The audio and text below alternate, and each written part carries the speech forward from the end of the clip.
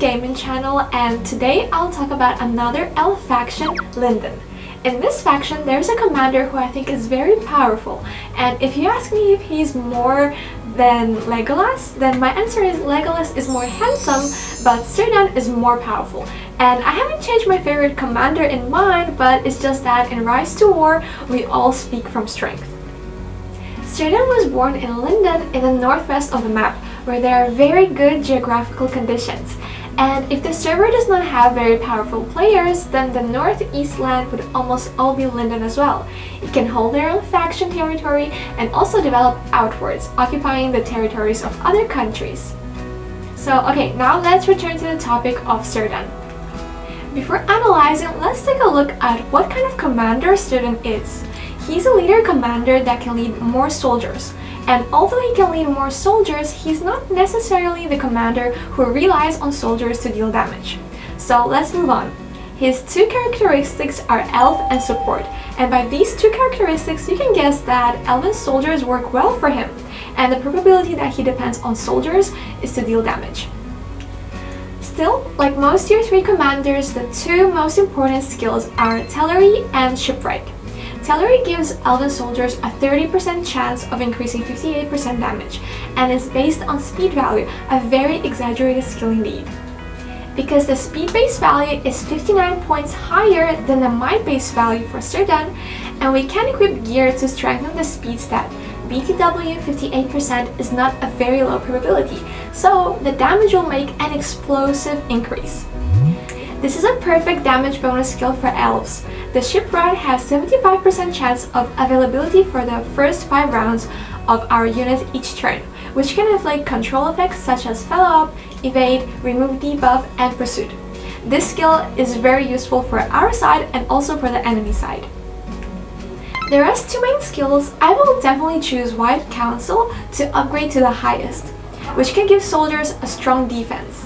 And in addition, I also highly recommend upgrading these skills. Firstly, High Alert for increasing resistance to burning damage and poison damage. And secondly, Campaign of the Light for increasing the damage to orcs, urkai, and trolls. And thirdly, Sea Elves for defending against commanders who have many debuff bonuses like Witch King and Sauron. And you can spend one ability point on River's Wrath, a stun skill that relies heavily on luck. Other skills can also be used according to your needs. This is the most basic way to deal with the skills of the evil side. And as for equipment, it's recommended to equip arms increasing long range damage and elf damage, giving the elves in the back row some damage bonuses. Armor for melee defense, giving tongue higher defense. And head for increasing long range damage and control effect, or giving back row the defense bonus. And accessory is best to recover HP because Cirdan doesn't have such skills. So here comes the most important part, the troop combination. Cirdan is a Linden commander, and if you happen to be in the Linden faction, then our opportunity is of course LOTR Longshot, a high damage range unit that can attack all enemies at once. But as the war progresses, the opposing side will just gradually lose units. And then LOTR Longshot will lose the advantage of fighting 2 soldiers at once.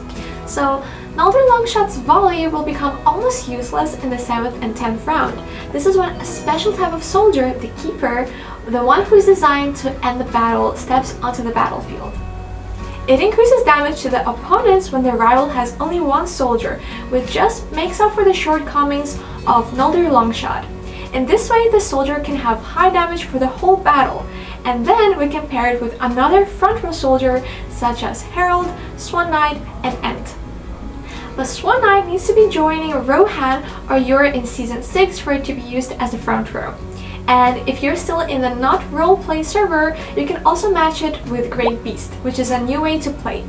So it must be super interesting, and overall Cirdan is a very strong commander.